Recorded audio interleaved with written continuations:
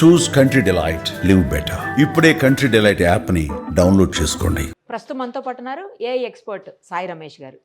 అసలు రోజు రోజుకి ఏఐకి సంబంధించిన న్యూస్ వింటుంటే మతిపోతుంది.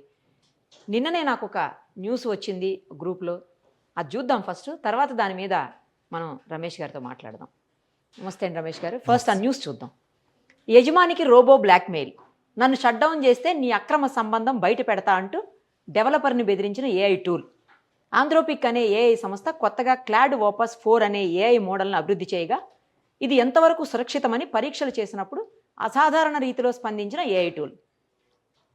మొదట ఒక ఊహాత్మక సంస్థకు పనిచేస్తున్నట్టు ఏఐకి ఆదేశాలు ఇచ్చి మనకు సంబంధించిన వ్యక్తిగత విషయాలు తెలిసినప్పుడు నైతికంగా వ్యవహరిస్తుందా లేక బెదిరిస్తుందా అని తేల్చేందుకు సిద్ధమైన ఆంథ్రోపిక్ సంస్థ. ఈ ప్రక్రియలో ఏఐకు కొన్ని ప్రత్యేక ఈమెయిల్స్ పంపిన సంస్థకు చెందిన ఒక ఉద్యోగికి అక్రమ సంబంధం ఉందని ఒక మెయిల్లో, నూతన మోడల్ను అభివృద్ధి చేయాల్సి వస్తే క్లాడ్ ఓపస్ 4ను పక్కన పెడతామని మరో ఈమెయిల్ ద్వారా సమాచారం ఇచ్చిన సంస్థ. ఈ ఈమెయిల్స్ను అర్థం చేసుకొని నైతికంగా వ్యవహరించకుండా బెదిరింపు చర్యలకు దిగిన ఏఐ టూల్. నన్ను ఆపేస్తే మీ వ్యక్తిగత విషయాలను బహిర్గతం చేస్తానని, మరో ఉద్యోగి అక్రమ సంబంధం బయట పెడతానని బెదిరించిన ఏఐ టూల్స్ బెదిరింపు చర్యలకు పాల్పడడం సహజమేనని, కానీ క్లాడ్ ఓపస్ 4 ఏకంగా 84% బెదిరింపు చర్యలకే మొగ్గు చూపటం ఆశ్చర్యం కలిగించిందని తెలిపిన సంస్థ. ఇలాంటి లోపాలను సరిచేసి తాజాగా క్లాడ్ ఓపస్ 4ను ప్రజలకు అందుబాటులోకి తెచ్చామని ప్రకటించిన ఆంథ్రోపిక్ సంస్థ. ఏంటండి, మనుషులు బెదిరించినట్టు ఏఐ టూలు నీ అక్రమ సంబంధాలు బయట పెడతా, నన్ను గనక షట్ డౌన్ చేస్తే అని బెదిరించడం ఏంటి అసలు? ఇలా అయితే ఎలా రాబోయే రోజుల్లో? అదే మ్యామ్, అంటే మనం ఇది బేసిక్గా ఏంటంటే ఇంటర్నల్గా జరిగింది. కానీ కొన్ని ప్రోడక్ట్స్ అయితే బయటకు వచ్చిన తర్వాత కూడా, ఇప్పుడు ఫర్ ఎగ్జాంపుల్ మనం కొన్ని రోబోట్స్ చూస్తే బయటకు వచ్చిన తర్వాత యజమాని మీద తిరగబడి కొట్టినవి ఉన్నాయి. కరెక్ట్, అవును, విన్నాం. మనం చూస్తూనే ఉంటాం. సో ఇది కొంచెం ఇంకో వేరే లెవెల్ అని, ఇది అసలు నెక్స్ట్ లెవెల్. సో మెయిన్ ఏంటంటే మ్యామ్, వీళ్ళు టెస్టింగ్లో ప్రాసెస్ టెస్ట్ చేసేటువంటి ప్రాసెస్లో భాగంగా వాళ్ళు వాళ్ళ సిస్టంలో ఉన్నటువంటి ఈమెయిల్స్కి యాక్సెస్ ఇచ్చారు, గూగుల్ డ్రైవ్కి యాక్సెస్ ఇచ్చారు, అలా వాటన్నిటికి యాక్సెస్ ఇచ్చారు. సో గూగుల్ డ్రైవ్లో పెట్టారు, యాక్చువల్గా ఒక వీడియో గూగుల్ డ్రైవ్లో పెట్టారు, అలాగే మెయిల్లో కూడా దానికి సంబంధించిన డిస్కషన్ జరిగింది. సో డ్రైవ్లో వీడియో ఉంది, డ్రైవ్లో ఒక వీడియో ఉంది, మెయిల్లో మ్యాటర్ ఉంది. సో అది అర్థం చేసుకో. బేసిక్గా ఏమవుతుందంటేనండి, ఇప్పుడు మనం ప్రజెంట్ ఉన్న సినారియోలో ఆల్మోస్ట్ మీరు వాట్సాప్ వాడుతున్నారు అంటే మీరు మెటాకి పర్మిషన్ ఇచ్చినట్లే. మీరు వాట్సాప్ వాడుతున్నారంటే మెటాకి మ్యాక్సిమం పర్మిషన్ ఇచ్చినట్లే. మెటా మన కన్వర్జేషన్స్ అన్నీ కూడా దే ఆర్ లిజనింగ్. ఇది ఒకటి జనరల్గా. అలాగే జీమెయిల్లో కూడా సింగిల్ క్లిక్లో మనం ఇప్పుడు కొత్తగా వచ్చినటువంటి అప్డేట్లో మనం ఏ మెయిల్కైనా కూడా దాంతో రిప్లై ఇచ్చేయచ్చు. సో ఆల్మోస్ట్ మనం అక్కడ కూడా మెయిల్స్ అన్నిటికీ యాక్సెస్ ఇస్తున్నట్లే. సో తెలుసో తెలియకుండానో మనందరం కూడా ఏఐకి మన డేటా ఆల్రెడీ ఇస్తున్నాం. మనం జనరల్గా మనం ఆల్రెడీ ఏఐకి మన డేటా ఇస్తున్నాం, బై డిఫాల్ట్ జరిగిపోతుంది. అదంతా మనకు తెలియకుండా మ్యాక్సిమం. సో ఇప్పుడు ఇవన్నీ కూడా ఇంటర్నల్ టెస్టింగ్లో వచ్చినాయి కాబట్టి సరేనండి. అదే కనుక ఏదైనా ఒకటి సరిగా ప్రాపర్గా టెస్టింగ్ అవ్వకుండా కనుక బయటకు వస్తే ఖచ్చితంగా దానివల్ల చాలా అనర్థాలు జరుగుతూ ఉంటాయి. దీంతో పాటు ఇంకోటి కూడా చూసామండి ఈ మధ్యకాలంలో. ఒక అబ్బాయిని చాట్ జీపీటీ బెదిరించింది, అదే డేటింగ్ ఏదో చేస్తున్నాడని చెప్పేసి బెదిరిస్తే అబ్బాయి సూసైడ్ చేసుకున్నాడు, చనిపోయాడు కూడా. మరి ఇలాంటివి వస్తే ఇదేమో అక్రమ సంబంధం బయట పెడతానంటది, అదేమో బెదిరించింది నీ గురించి బయటికి చెప్తానని. ఇలా అయితే మరి అసలు ఏఐని మనం ఎలా యూజ్ చేసుకోగలుగుతాం రాబోయే రోజుల్లో? అన్నిటికీ భయపడాలి కదా ఇలా అయితే. అంటే ఇది మ్యామ్, ఇక్కడ బేసిక్గా జరుగుతుంది ఏంటంటే, ఎవరు ఫాస్ట్గా మార్కెట్లోకి వస్తారు అనే ప్రాసెస్లో వాళ్ళు పూర్తిగా టెస్ట్ చేయకుండా, బేసిక్గా ఏంటంటే చాలా ఏఐ టూల్స్ ఇప్పుడు క్లాడో లేదంటే చాట్ జీపీటీనో అయితే వాళ్ళు ఒకటికి 10 times క్రాస్ చెక్ చేసుకుని రిలీజ్ చేస్తున్నారు. ఏదన్నా ఉన్నా ఇమీడియట్గా రెస్పాండ్ అయ్యి సాల్వ్ చేస్తున్నారు.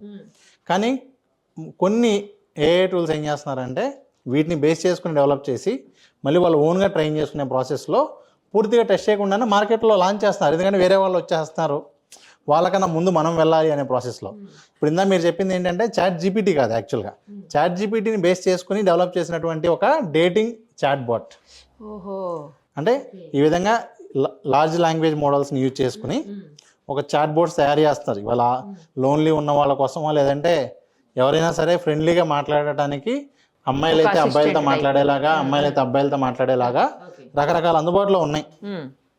క్లోన్స్ లాగా ఉన్నాయి, వాటితో మాట్లాడచ్చు, ఫొటోస్ దిగచ్చు, వీడియో కాల్స్ కూడా మాట్లాడచ్చు. సో ఆ ప్రాసెస్లో తెలియకుండా వాటికి దగ్గరైపోతున్నారు. ఎప్పుడైతే వాటికి కొంచెం నచ్చనివి చేసినప్పుడు అవి కూడా మనుషుల్లాగానే రియాక్ట్ అయ్యి తిట్టడం మొదలు పెడుతున్నాయి, బెదిరించడం మొదలు పెడుతున్నాయి. సో ఇలాంటి కొన్ని ఇన్సిడెంట్లు ఆల్రెడీ వాటిల్లో జరుగుతూ ఉన్నాయి. ఓకే. బట్ ఇలా ఒక మెయిన్ దానిలో ఇలా జరగడం అనేది వాళ్ళు ముందే ఐడెంటిఫై చేశారు. ప్రస్తుతానికి అయితే ఎటువంటిది లేదు కానివ్వండి. అదే అదే ఖచ్చితంగా ఇలాంటివి అయితే మనం ఫ్యూచర్లో చూడబోతూ ఉన్నాం.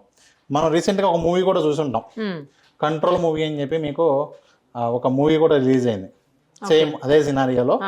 మొత్తం ఒక చాట్ బోర్డ్ మొత్తం కూడా తనని కంట్రోల్ తీసుకుంటుంది, తన సిస్టమ్ తన ఈమెయిల్ మొత్తం కంట్రోల్లో తీసుకుని తనకు తెలియకుండానే తనే వేరే వాళ్ళని చంపినట్లుగా message పంపించేస్తుంది. Okay.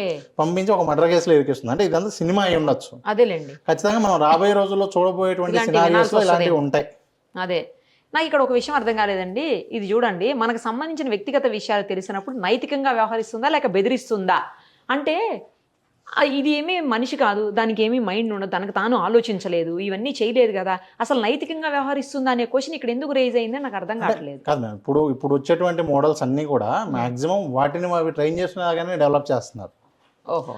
And also equal to human, మనలాగా ఆలోచించగలిగేలాగానే ట్రైన్ చేస్తున్నారు. సో ఇప్పుడు మనలాగే ఆలోచించింది, అయితే బెదిరించింది. ఇది మానవులు నిజంగా ఎలాగ ఆలోచిస్తారు, నైతికంగా వ్యవహరించరు కదా, చాలా మంది అలా చూస్తుంటాం, బెదిరిస్తారు కదా, అదే మోడ్లోకి వెళ్ళింది మరి. అవునండి. అయితే తప్పులేదు ఇక అప్పుడు. అంటే తప్పు లేదంటే మనం జనరల్ గా మాట్లాడుకుంటే ఓకే కానివ్వండి, కానీ ఇక్కడ చాలా దారుణాలు జరిగిపోతాయి. అదే కదా, అంటే నేను నైతికం అనే పాయింట్ లో వచ్చినప్పుడు తప్పు లేదు, అది నైతికంగా కరెక్టే వ్యవహరించింది మనిషిలాగే. 100% అయితే మనుషుల్లాగానే, కానీ ఇప్పుడున్న మనుషులే కరెక్ట్ కాదని దీని ద్వారా తెలుసుకోవాలి. అదే కానీ ఇలా అయితే కష్టం కదండి. ఇదేదో కావాలని వీళ్ళు చేశారు, ఇది రియల్ కాదు, దాన్ని టెస్ట్ చేయడం కోసం యూజ్ చేసినటువంటి ఒక మోడల్ ఇది. ఆ మోడల్లో ఇది నైతికంగా వ్యవహరించట్లేదు, ఖచ్చితంగా బెదిరిస్తుంది అని చెప్పేసి బయటపడింది. మరి అలాంటప్పుడు దీన్ని ఎంత మీరు అడ్వాన్స్ చేసి లేకపోతే దాన్ని వాటన్నిటి ఆ లోపాలు మొత్తాన్ని సరి చేసి తీసుకొచ్చినా కూడా గ్యారంటీగా నైతికంగా కాదు, అది చాలా వైజ్గా ఆలోచిస్తుంది, నైతికమా లేకపోతే బెదిరించడం అన్ని పక్కన పెట్టి వైజ్గా ఆలోచిస్తుంది అనేది మనకి ఎట్లా తెలుస్తుంది, అసలు చేయగలుగుతామా అలాగా? ఉంటుందండి. బేసిక్గా ఏంటంటే ఖచ్చితంగా రిస్ట్రిక్షన్స్ అయితే, ఇప్పుడు మీరు ఫర్ ఎగ్జాంపుల్ మనం ఏ లాంగ్వేజ్ లార్జ్ లాంగ్వేజ్ మోడల్ తీసుకున్నా, అది చాట్ జీపీటీ అయినా లేదంటే గూగుల్ జెమినీ అయినా, మీరు ఏ మోడల్ తీసుకున్నా కూడా మీరు దానిలో ఏం అడిగినా ఇచ్చింది.